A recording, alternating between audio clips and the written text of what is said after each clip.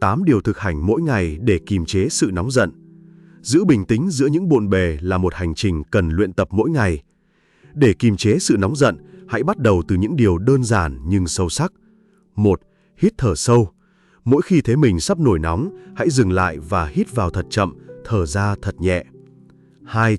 Quan sát cảm xúc. Nhận biết cơn giận đang đến thay vì phản ứng vội vã. 3.